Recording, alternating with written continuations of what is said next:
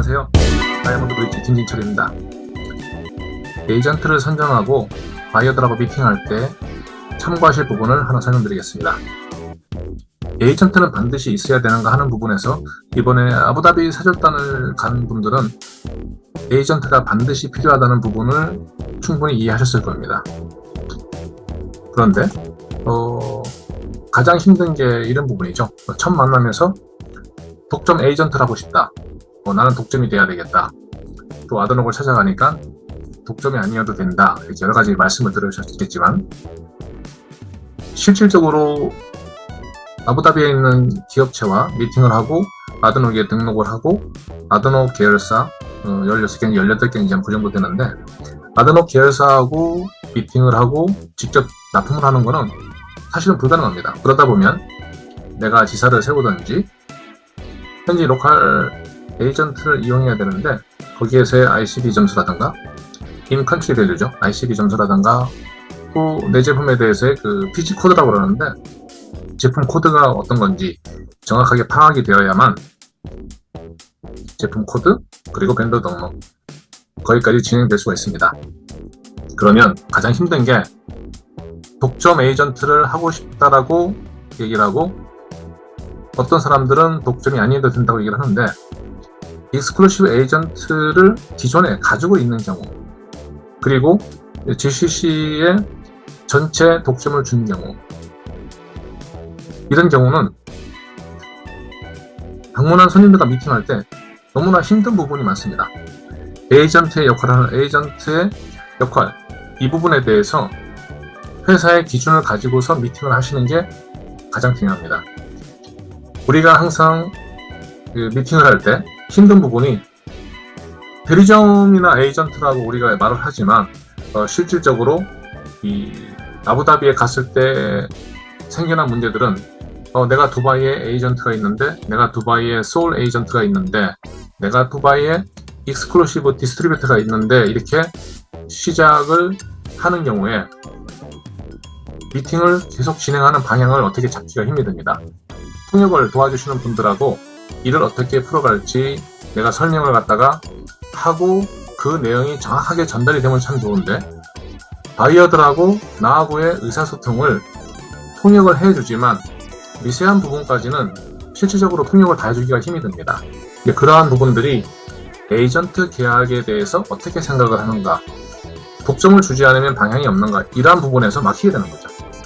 실질적인 역할들은 에이전트를 선정하거나 에이전트, 디스트리뷰터, 커미션 딜러, 레프리젠터티브 여러 가지 용어들을 우리나라에서는 그냥 내 에이전트야, 내 대리점이야 이렇게 설명할 수가 있는데 그 역할이나 그거를 운영할 정도의 이해를 하고 계셔야만 찾아오는 바이어들이 요청을 했을 때 그 자리에서 즉각적으로 대응을 할 수가 있습니다.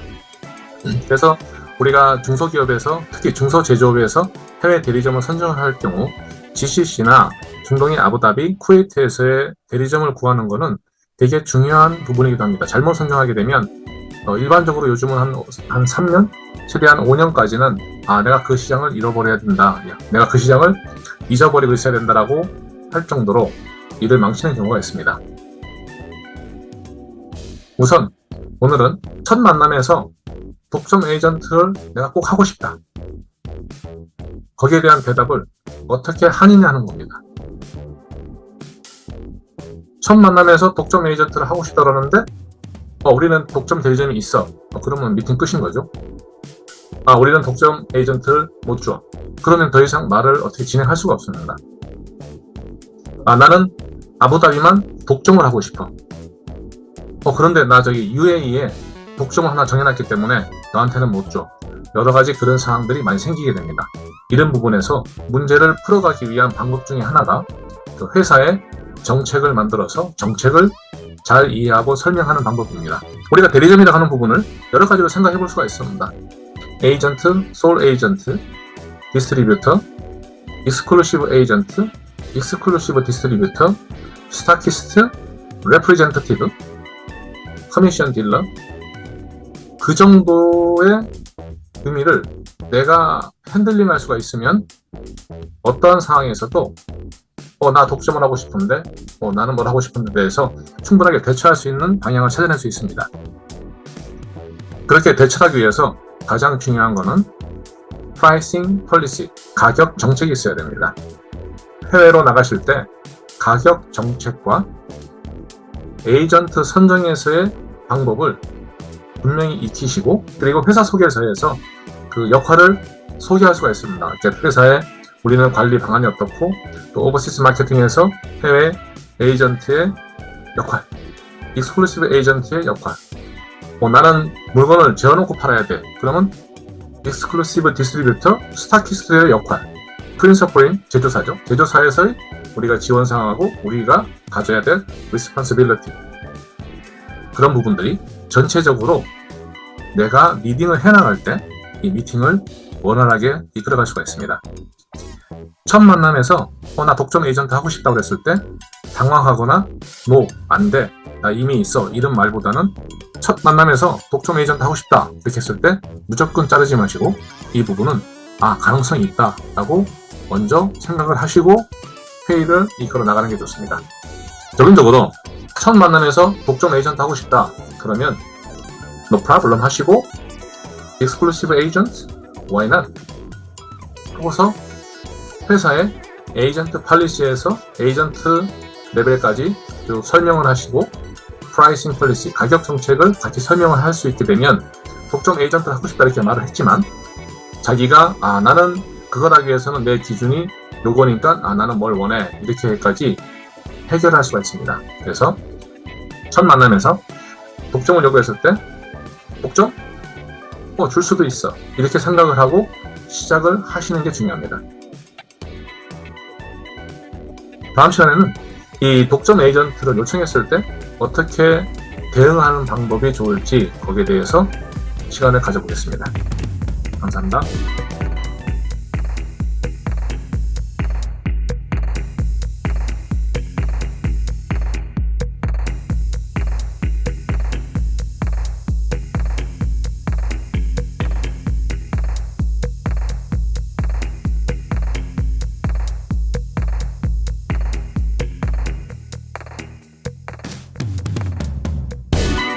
K 실크로드 25도 중동 시장 개척단을 위한 두 번째 시간입니다.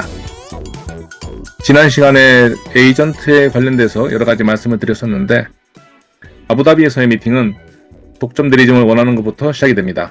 첫 만남에서 독점 대리점을 원하는 것이 아부다비만이 아니고 중동 시장 전체에서 이 해외 바이어들을 만났을 때 대부분 듣게 되는 내용입니다. 오늘은 독점 대리점을 요청받았을 때 어떻게 대처하는 게 현명한 방법인가, 또 어떻게 이 대처하기 위해서 준비를 하는 게 좋을 것인가 하는 부분에 대해서 말씀을 드리겠습니다. 중동 시장 전체 독점 대리점을 원하는 바이어를 만났을 때, 또 GCC 국가 독점만을 원하는 바이어, 중동 내에서 특정 국가라든가 어느 지역만을 원하는 독점을 원하는 바이어가 있을 때, 그리고 에이전트에는 관심이 없는 바이어, 또 전략적 제휴 관계로 만나야 할 바이어, 이렇게 여러 가지의 바이어 형태가 있을 수가 있습니다. 그러면 이 바이어들 중에서 이 사람한테는 어떻게 내가 접근할 것인지, 또 이 사람이 내한테 독점을 원했을 때, 에이전트만 원했을 때, 나는 에이전트에는 관심이 없어 이렇게 했을 때 대처하는 것에 대해서 체크를 해보겠습니다. 첫 만남에서의 참고사항입니다. 난 독점 대리점이 아니면 안 된다, 이렇게 바이어가 얘기를 할 때 앞전 시간에 노를 하지 말라고 말씀드렸습니다. 노를 안 하고 가능성이 있다는 부분으로서 접근하는 게 필요합니다. 그리고 난 대리점 계약이 필요 없다고 하는 바이어도 있습니다. 이 사람들이 대리점이 필요가 없는 이유는 내가 티어 1급, 티어 1, 그러니까 우리나라 말로 하면 1군이 되겠죠? 1군이나 2군. 티어 1, 티어 2에 자기가 엔지니어링에서 워런티를 전체 책임지는 경우에는 대리점이 필요하지가 않습니다. 자기는 엔지니어링 회사고 EPC 회사이기 때문에 그런 경우에는 현지의 에이전트를 소개시켜주는 게 필요합니다. 그래서 난 대리점이 필요 없다고 하는 회사는 정말로 내가 매출을 일으킬 수 있는 바이어인 경우가 많습니다. 그리고 벤더 등록이 필요 없는 제품일 때가 있습니다. 벤더 등록이 필요 없는 제품일 경우는 제너럴 아이템으로서 서로 경쟁해서 들어가는 경우가 많이 있습니다.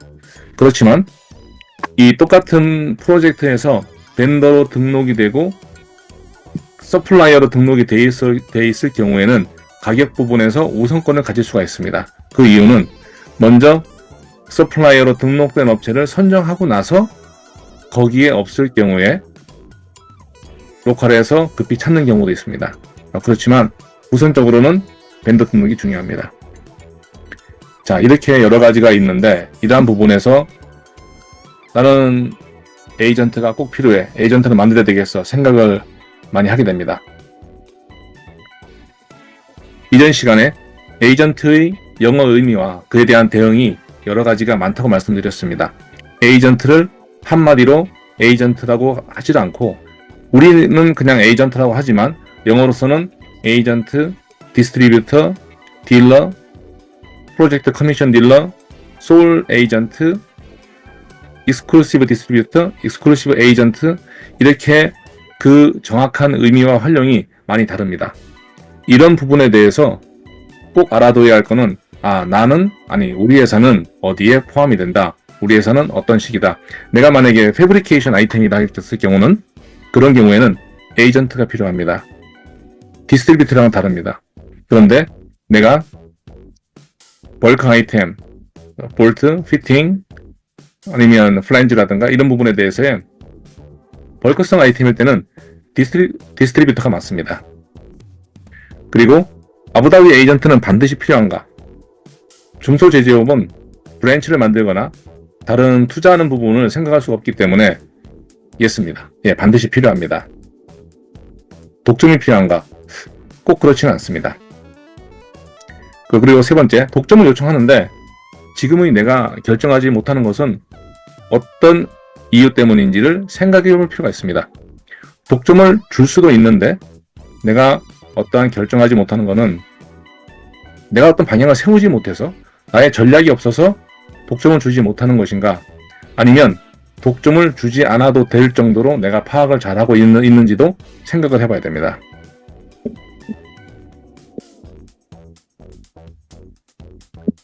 독점 대리점을 원할 경우의 대응 전략입니다. 그리고 가장 중요한 부분 중에 하나가 아드녹 등록 비용을 달라고 하는 경우가 있습니다. 아드녹 등록 비용은 별도로 비용이 들지는 않습니다. 물론 이해가 되는 부분도 있습니다. 어떤 경비라든가 직원이라든가 이런 부분에 대해서 얘기를 할 수가 있겠지만 아드녹에 등록하는 비용은 0원입니다. 돈이 들지 않습니다. 그러면 왜 아드녹 등록을 하는데 비용을 달라 하고 컨설팅 할 경우도 아드녹 등록할 때 비용이 든다고 말씀을 하느냐, 사람들이. 그런 부분에 대해서는 그 회사에서 직원을 고용해서 하는 부분에 대한 비용, 그리고 PQ라든가 다른 부분에 대해서 컨설팅하는 비용이 들어가서 말을 하는 경우도 있을 것입니다. 그러나 아드녹 등록 비용은 제로입니다. 대리점 벤더 등록 경험이 없는데 독점 대리점 더 힘든 부분이죠. 어떻게 관리할 것인지, 어떠한 회사의 정책 방향이 있는지, 또 독점 대리점을 주고 나면 다른데 내가 더 좋은 곡이 있어도 전혀 할 수가 없지 않은가, 영업 확대는 불가능한 것이 아닌가, 이렇게 고민을 많이 하게 됩니다. 현실적인 대응 전략은 대리점 벤더 등록을 해보지 않은 상태에서는 찾기가 힘듭니다. 그러면 내 회사의 안정적으로 리스크 관리 부분에서 어떻게 대응을 하는 게 필요한가 생각해 보기로 하겠습니다. 가장 중요한 게 내가 대리점 독점을 주든 내가 대리점 독점을 못 주고 에이전트만 주든 가장 중요한 것은 무엇인가 하는 겁니다. 해외에 에이전트나 대리점을 두는데 가장 중요한 게 무엇인지, 그 프라이어리티, 퍼스트 잡을 갖다가 무엇으로 할 것인지가 경영자 쪽에서 먼저 결정을 해야 됩니다. 중소기업 같으면 그 사장이나 대표님이 결정을 해야 되겠죠. 이 결정을 할 때 최우선 준비 사항이 무엇인가? 독점을 줄 수 있어. 독점은 주지 못해. 너는 에이전트야. 너는 디스트리뷰터야. 너는 소울이야. 너는 프로젝트를 이렇게 할 수 있어. 너는 커미션 딜러야.